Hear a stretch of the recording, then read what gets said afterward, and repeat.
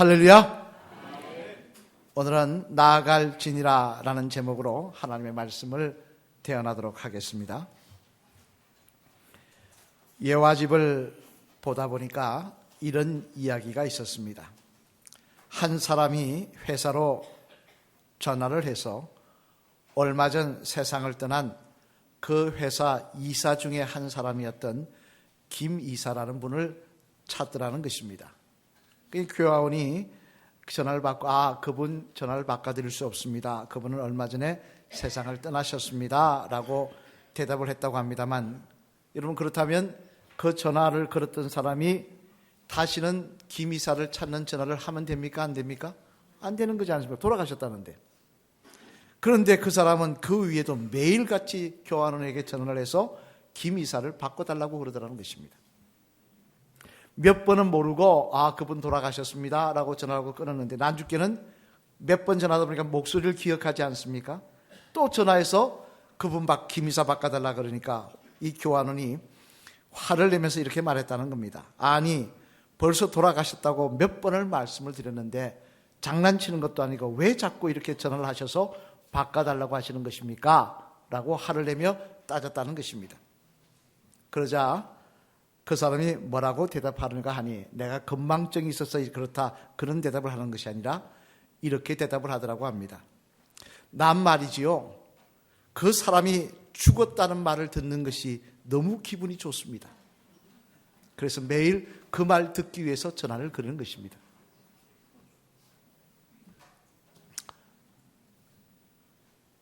저는 교환원을 통해서 맨날 그 사람 죽었다는 이야기 들으니까 기분 좋아서 전화한다는 것입니다. 우스개 이야기입니다만, 그러나 저는 이 이야기를 읽으면서 이런 생각을 한번 해보았습니다. 적어도 우리들의 인생이 이런 모습이 되어서는 안 되지 않겠느냐라고 말입니다. 그렇지 않습니까? 한 해를 돌아보면서 뒤를 돌아볼 때 나를 아는 사람들에게 기쁨이 되지 못할 망정, 실망이 되고 부담이 되고 아픔이 되는 존재가 되어서는 되겠냐는 것입니다. 만약에 우리가 그런 인생을 살았다면 우리는 우리의 인생을 잘못 살은 그런 어리석은 사람들일 것입니다만, 이는 또한 하나님과의 관계도 마찬가지라고 생각을 합니다. 오늘도 나를 사랑하셔서 하나님의 아들까지 십자가에 내어주신 하나님 앞에서 한 해를 돌아볼 때 나는 어떻게 살았을까? 하나님의 기쁨이 되고 자랑이 되었을까? 아니면 부담이 되고 실망만 주는 사람이었을까?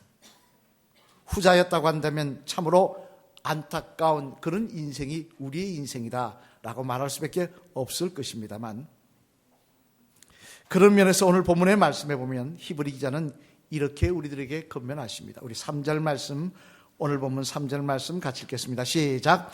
하나님께서 허락하시면 우리가 이것을 하리라. 아멘. 하나님께서 허락하시면, 이는 완곡한 표현입니다만, 그러나 이 말은 해도 된다 안 해도 된다 그런 뜻이 아닙니다. 앞뒤 말씀의 문맥을 보면 이는 성도가 되었으면 반드시 이것을 하여야 한다라고 말하고 있더라는 것입니다. 그래야 하나님께서 기뻐하는 후회 없는 성도가 될 것이다 라고 말씀하고 있는 것입니다만, 그러면 여러분, 한 해를 마감하면서 우리들은 진정 우리들의 자신을 돌아보며 다시 힘을 쓰고 매진해야 될 부분은 무엇일까요? 바라기는 오늘 이 말씀을, 이것을 하여야 하리라는 말씀을 통하여 우리가 이 말씀에 힘쓰므로 말미암아 새해에는 더욱 하나님이 우리를 바라보실 때 흐뭇해하시며 기대를 거시고 축복하시며 함께 하시는 역사가 저와 여러분의 간증이 되시기를 주님의 이름으로 간절히 축원을 드립니다. 그러면 한 해를 마감하며 우리가 진정 우리 자신을 돌아보며 다시 힘을 써야 될 부분은 무엇일까? 무엇을 하여야 하리라 한다고 말씀하고 있는 것일까?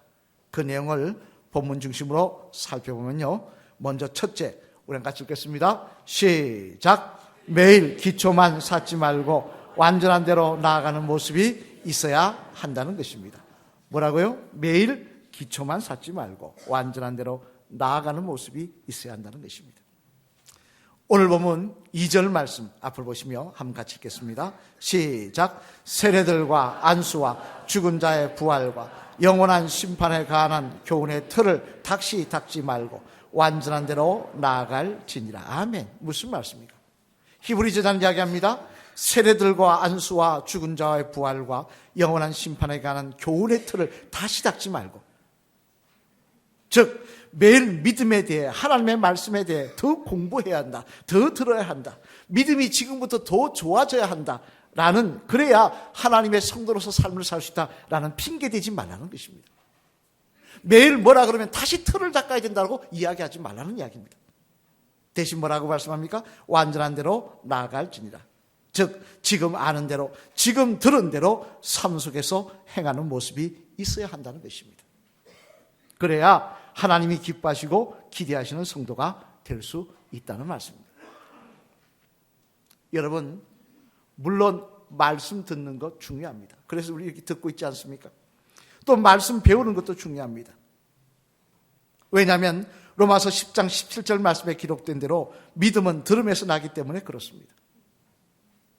따라서 우리는 당연히 말씀 듣는 일에, 또 배우는 일에 열심을 내어야 합니다만, 그러나 문제는 거기서 그친다면, 다시 말해 매일 더 배워야 된다고 이야기하며 더 들어야 된다고 말만 하고 있다고 한다면 이는 문제가 있는 믿음이라는 것입니다. 당장 성경에 보면요, 성경에 대해서 아주 해박한 지식을 가진 사람들이 나옵니다. 바리새인과 제사장들, 그리고 서기관들이었습니다. 그들만큼 성경을 잘 아는 사람이 없었습니다. 또 그들만큼 하나님의 말씀을 열심히 외우고 공부하는 사람들이 없었다는 것입니다. 우리 한번 사진 볼까요? 요즘 바리새인들입니다. 유대인들 중에 바리새파 사람들인데요. 여기 보면 귀 옆에 이게 쭉 내려니 가발이 아닙니다. 자기 머리입니다. 자기 머리인데 어떻게 했습니까? 이게 머리가 어떻게 합니까? 꼬불꼬불합니까? 어떻습니까? 꼬불꼬불하죠. 그죠? 근데 이게 문제는 곱슬이 아니라는 겁니다. 근데 왜 꼬불꼬불해졌느냐? 성경 말씀을 여러분이 통독하다시피 한번 통독할 때마다, 읽을 때마다 한 번씩 손가락으로 꼬웁니다. 외울 때마다 또 한 번씩 꼬웁니다. 그러면 그 외우고 읽어서 꼬았으면, 이 정도 될 때까지 꼬였으면 여러분 얼마나 읽고 외운 겁니까? 얼마나 성경을 많이 읽고 많이 외운 것입니까? 그런데 재미난 사실은 주님은 이들에 대해서 너희들이 귀한 믿음의 사람이라고 칭찬하지 않으시더라는 것입니다. 오히려 주님은 뭐라 그러십니까? 마태복음 23장 27절 말씀에서 이들에게 이렇게 말씀하시더라는 겁니다. 우리 한 같이 읽어보실까요? 마태복음 23장 27절 말씀 시작. 화 있을진저 외식하는 서기관들과 바리새인들이여, 회칠한 무덤 같으니 겉으로는 아름답게 보이나 그 안에는 죽은 사람의 뼈와 모든 더러운 것이 가득하도다. 아멘. 무슨 말씀입니까? 회칠한 무덤, 즉 겉으로는 하나님의 사랑 같은데, 겉으로는 하나님의 말씀 열심히 듣고 외우고 읽고 아주 거룩한 경건한 사람 같은데 속은 가짜더라는 거예요. 속에는 핑계와 변명만 가득하더라는 거예요. 하지만 여러분, 주님의 이런 책망이 비단 이들에게만 향한 책망이 아니라는 것입니다. 우리는 예외일까요? 우리는 아닐까요? 우리도 교회에 나와서 말씀을 듣고는 아멘, 아멘 하며 맞는 말씀이야, 그래야 돼 라고 하면서 마음속으로는 전혀 그 말씀을 실천하려는 의지가 없다고 한다면, 교회를 벗어나는 순간 다 잊어버리고 세상 사람들과 똑같이 삶을 산다고 한다면,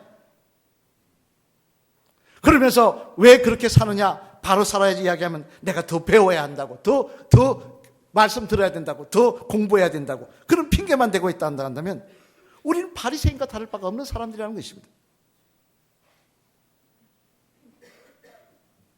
여러분, 야고보서 2장 10절 19절 말씀 잘 아시는 말씀이죠.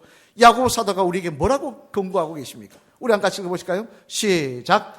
내가 하나님은 한 분이신 줄을 믿느냐? 잘하는도다. 귀신들도 믿고 떠느니라. 아, 허탄한 사람아, 행함이 없는 믿음이 헛것인 줄을 알고자 하느냐. 아멘. 무슨 말씀입니까? 귀신도 하나님이 한 분이시며 예수님이 하나님의 아들이신 줄 안다는 것입니다. 아는 것에 그친다면, 그래서 말씀대로 내일 지식만 늘리고 머리만 키우면서 행함이 없다고 한다면 멸망당할 귀신과 우리가 무슨 차이가 있냐는 말씀입니다. 또 마태복음 7장 18절로 21절 말씀, 주님의 강력한 말씀이죠. 우리 한 같이 읽어보실까요? 앞으로 보시면 시작. 좋은 나무가 나쁜 열매를 맺을 수 없고 못된 나무가 이 아름다운 열매를 맺을 수 없느니라. 아름다운 열매를 맺지 아니하는 나무마다 찍혀 불에 던져지느니라. 이러므로 그들의 열매로 그들을 알리라. 나더러 주여 주여 하는 자마다 다 천국에 들어갈 것이 아니요 다만 하늘에 계신 내 아버지의 뜻대로 행하는 자라야 들어가리라. 아멘. 주님이 뭐라고 우리에게 경고하십니까? 말씀 듣고 나 잘 압니다. 주님 내가 주님 압니다. 예수님 압니다. 그렇게 이야기한다고 천국 들어갈 수 있는 거 아니라는 것입니다. 말씀을 듣는 일에 머무는 것이 아니라 들었으면 행하는 모습이 있을 때, 그 말씀이 내 삶 속에 열매로 맺혀질 때에 주님은 우리를 하나님의 사람이라 인정하시고 천국으로 인도하여 주시겠다는 것입니다. 그래서 십자가 지라 그러면, 무슨 헌신하고 봉헌하라 그러면 누가 안 하나 다른 사람 쳐다보는 것이 아니라 주님 부족하지만 내가 하겠습니다. 이웃을 도와주라고 할 때도, 이웃을 선행을 해야 된다고 할 때도, 그래 내가 좀 더 잘 살면 하겠다, 기회되면 하겠다, 믿음 좋아지면 하겠다 핑계대는 것이 아니라 부족하지만 하나님 내가 할 수 있는 돕도록 노력하겠습니다. 복음을 전하라면 내가 믿음 좋아지면, 내가 때가 되면 하나님 기회 붙여주면 하는다고 변명하는 것이 아니라 오늘도 누구를 만나든지 예수님 믿으라고 이야기할 수 있는 그런 모습이 우리에게 있어야 된다는 것입니다. 여러분, 우리나라 초기 역사 가운데 큰 족적을 남긴 김익두 목사님, 우리 한번 볼까요? 어떻게 생겼는지? 날카롭게 생겼죠? 예, 이렇게 생겼습니다. 이분을 통하여 많은 사람이 주님 앞에 돌아왔는데요. 재미난 것은 그분들이 돌아온 이유 중에 하나가 뭐냐? 물론 전하시는 말씀 때문에, 또 행하는 이적 때문에도 있었지만, 또 하나는 이 김익두 목사님의 모습 때문에, 삶 때문에 돌아오는 사람이 많았다는 것입니다. 이 김익두 목사님은 항해도에서 태어나서 평양을 주름잡던 깡패였습니다. 평양 시내를 들었다 놨다 하는 사람이었습니다. 누구도 이 사람 앞에서 주먹자랑 못했으며 한 대 맞았으면 10대를 갖다 패는 사람이 이 사람이었습니다. 그런데 예수님 믿고 나니까 바뀌더라는 거예요. 말씀을 듣고 나니까 삶이 바뀌더라는 거예요. 점점 바뀌더라는 거예요. 일례로 사람들은 그 이야기를 듣고 진짠가 싶어서 김익두 목사님 지나가면 시비를 걸고 때리기도 했다는 것입니다. 어떤 사람은 술 먹고 와가지고 김익두 목사님을 먼지 나듯이 팼다는 거예요. 평상시 같으면 한 주먹도 안 되는 인생입니다. 근데 가만히 맞더라는 거예요.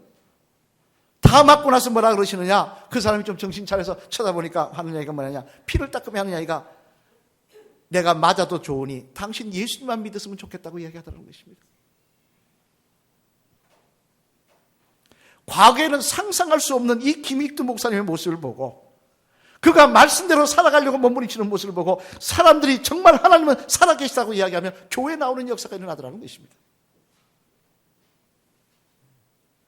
여러분, 이게 바로 하나님이 기뻐하시는 믿음의 사람의 모습인 것입니다. 신앙생활 하는데 훈련도 중요하고 성경 공부도 중요하고 계속 말씀 읽고 듣는 거 중요합니다. 그러나 더 중요한 것은 그 말씀을 들었으면 실행하는 것입니다. 매일 변명하는 것이 아니라, 매일 핑계대는 것이 아니라, 들었으면 나가서 바로 실천할 때 하나님이 기뻐하시고 역사하시는 것입니다. 올 한 해 여러분 어떻게 사셨습니까? 하나님이 여러분을 바라보실 때 여러분의 모습을 보고 어떤 기쁨을 누리셨겠습니까? 말씀을 듣고 나가서 내가 하겠습니다 말해놓고 돌아서서 딴 데로 빠지는 그런 아들, 그런 딸이지는 않으셨습니까?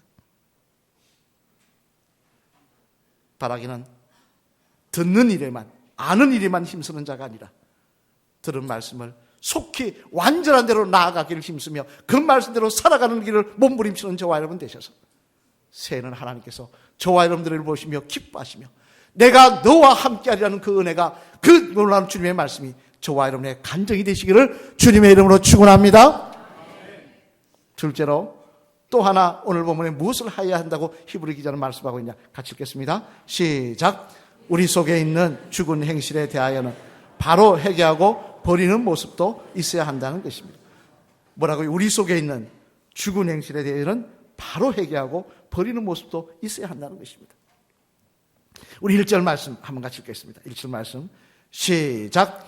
그러므로 우리가 그리스도의 도의 초벌을 버리고 죽은 행실을 회개함과 하나님께 대한 신앙과 아멘. 무슨 말씀입니까? 또한 하나님께서 기뻐하시는 성도가 되기 위해서는 무엇보다 우리 속에 있는 죽은 행실에 대해서 바로 회개하고 버리는 모습이 있어야 된다. 그 말씀입니다만, 그러면 여러분, 죽은 행실은 무엇일까요? 뭐가 죽은 행실일까요? 당연히 하나님의 뜻에 반하는 모습을 말하는 것일 텐데, 이를 성경에 보면 보다 구체적으로 이렇게 이야기합니다. 우리 로마서 1장 29절로 30절 말씀 같이 한번 읽겠습니다. 시작. 곧 모든 불의, 추악, 탐욕, 악의가 가득한 자요, 시기, 살인, 분쟁, 사기, 악독이 가득한 자요, 수군수군하는 자요, 비방하는 자요, 하나님께서 미워하시는 자요, 능욕하는 자요, 교만한 자요, 자랑하는 자요, 악을 도모하는 자요, 부모를 거역하는 자요. 또 고린도후서 12장 20절 말씀에도 또 말씀하고 있습니다. 우리 같이 읽어보실까요? 시작. 내가 갈 때 너희를 내가 원하는 것과 같이 보지 못하고 또 내가 너희에게 너희가 원하지 않은 것과 같이 보일까 두려워하며 또 다툼과 시기와 분냄과 당짓는 것과 비방과 수군거림과 거만함과 혼란이 있을까 두려워하고. 아멘. 무슨 말씀입니까? 죽은 행실은 뭐냐? 우리 속에 여전히 끄리낌 없이 남아있는 시기하고 미워하는 모습, 자랑하고 교만한 모습, 비방하고 수군수군하는 모습, 이런 것들이 다 우리 속에 잊지 말아야 될 죽은 행실이라는 것입니다. 그런데 안타까운 사실은 이런 행실들이 예수님 믿고 교회 다닌다고 해서 다 사라지냐는 것입니다. 다 사라지셨습니까? 다 여러분 속에 없으십니까? 과거에 있던 교회 권사님 중에 한 분의 이야기입니다만, 이분의 이야기는 저에게만 이야기한 게 아니라 목사님 중요한 것입니다라고 저에게 상담한 것이 아니라 많은 교인들 앞에서 한 이야기이기 때문에 몇 번을 거쳐서 심심한 레파토리였기 때문에 제가 말씀을 드립니다. 또 그분 이름 이야기 안 하면 잘 모르시겠죠. 그분 말씀이 자기는 죽어도 자기 남편을, 자신의 남편을 용서할 수 없다는 거예요. 용서에 대해서 설교를 했더니 끝나고 식사하는데 제가 일하는데 저쪽에 앉으셔서 자기는 절대 남편 용서 못하겠다는 겁니다. 왜냐하면 젊은 시절 술이나 먹으러 다니면서 가정을 내팽개치고 너무너무 자기를 고생시켰다는 거예요.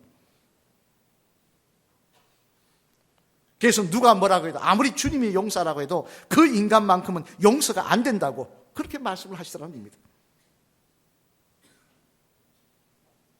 여러분, 만약 한번 물어보겠습니다. 이 권사님이 이 모습 이대로 주님 앞에 가면 주님께서 그 권사님을 반갑게 맞아주실까요? 그래, 내가 너를 이해한다. 그 대먹지 못한 인간이 내 속을 얼마나 아프게 했느냐라고 하시며 반갑게 안아주실까요? 마가복음 11장 25절에 보면 주님은 이 문제에 대해서 분명히 우리에게 해답을 주고 계십니다. 우리 한 같이 읽어보실까요? 마가복음 11장 25절 시작. 서서 기도할 때 아무에게나 혐의가 있거든 용서하라. 그리하여 하늘에 계신 너희 아버지께서도 너희 허물을 사하여 주시라 하시니라. 아멘. 무슨 말씀입니까? 주님 말씀하십니다. 우리들이 다른 사람을 용서하지 않으면 우리들도 하나님 앞에 갔을 때 용서받을 수 없다는 것입니다. 하나님께서 생각해 보시고 용서해 주겠다 안 하겠다 따지시는 게 아니라 무조건 안 된다는 것입니다. 아니, 하나님으로부터 내 죄를 용서받을 수가 없다고 하시는데 어떻게 천국에 들어갈 수가 있겠습니까? 그렇다면 이 권사님 아무리 교회나 믿음 생활하는 것 다 헛것이지 않겠습니까? 열심히 나와서 교회 생활, 신앙생활하고 기도하는 것 다 헛것이지 않겠냐는 말씀. 우리는 이 말씀 심각하게 생각해 보아야 합니다. 위대한 사도였던 사도 바울만 해도 그가 뭐라고 이야기합니까? 우리 고린도전서 15장 31절 말씀 우리 같이 한번 읽어보실까요? 잘 아시는 말씀이죠? 같이 읽겠습니다. 시작. 형제들아, 내가 그리스도 예수 우리 주 안에서 가진 바 너희에 대한 나의 자랑을 두고 단언하노니 나는 날마다 죽는. 아멘. 바울이 뭐라고 이야기합니까?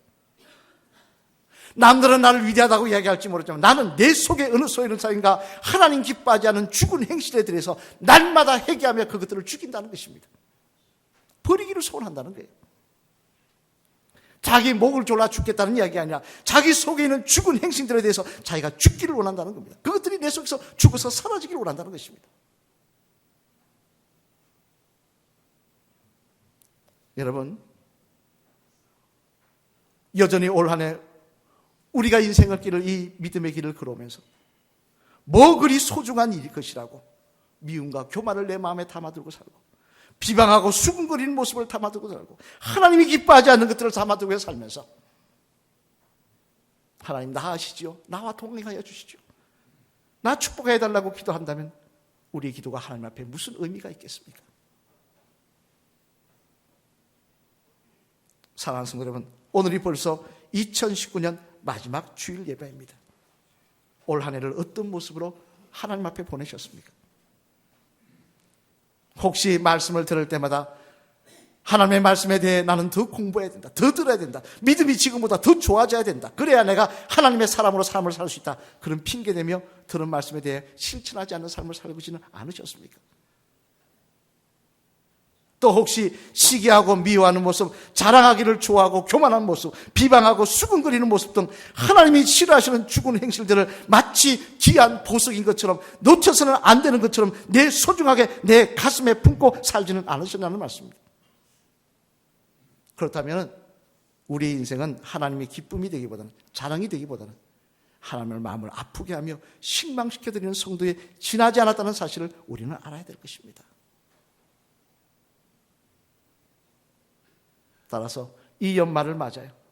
성령님 내 마음에 오셔서 내 속에 들어온 것들 핑계대며 변명하며, 그리고 내 속에 하나님 기뻐하는 것들 담아두면서도 성도라고 이야기했던 것들 하나님 다 쏟아버리게 하여 주시고 거듭나게 하여 주셔서 하나님의 기쁨이 되는 성도가 되게 하여 주시옵소서. 그렇게 고백하는 저와 여러분들 때 새해는 하나님께서 우리 삶 속에 더 큰 은혜와 역사로 함께 하여 주실 줄로 믿습니다. 마지막 시간 따라 하실까요? 집사님은 올 한 해를 돌아볼 때 하나님의 자랑이셨습니까? 근심거리셨습니까? 뭐 같으십니까? 대답하기 곤란하십니까? 새해부터는 새롭게 거듭나셔서 하나님의 기쁨이 되시는 귀한 집사님 되시길 바랍니다. 할렐루야. 아멘. 아멘. 하나님께서 소망을 가질 때, 하나님께서 우리에 대해서 기쁨을 가지실 때 우리의 삶 속에 하나님이 기뻐하신 역사를 이루어 가실 줄로 믿습니다. 오늘 보면 1절 2절 말씀 앞을 보시면 한 가지 읽어보실까요? 시작. 그러므로 우리가 그리스도의 도의 초보를 버리고 죽은 행실을 회개함과 하나님께 대한 신앙과 세례들과 안수와 죽은 자의 부활과 영원한 심판에 관한 교훈의 틀을 다시 닦지 말고 완전한 대로 나아갈지니라. 아멘. 잘못된 자리에 머물지 말고, 매일 변명하는 자리에 머물지 말고 하나님이 기대하시는 모습을 향해 나아가라는 것입니다. 바라기는 올 한 해 우리가 어리석은 모습이 있다고 한다면 하나님 용서하여 달라고 기도하시며, 하나님 새해는 하나님의 기쁨 되는 성도 되게 하여 주시옵소서. 하나님 보실 때 소망이 있는 성도가 되게 하여 주시옵소서. 내가 믿음의 사람을 찾는다고 하실 때 주여 내가 여기 있나이다고 고백할 수 있는 저와 우리 성도들 되게 하여 주시옵소서. 그렇게 기도하시는 저와 여러분 되시기를 주님의 이름으로 간절히 축원을 드립니다.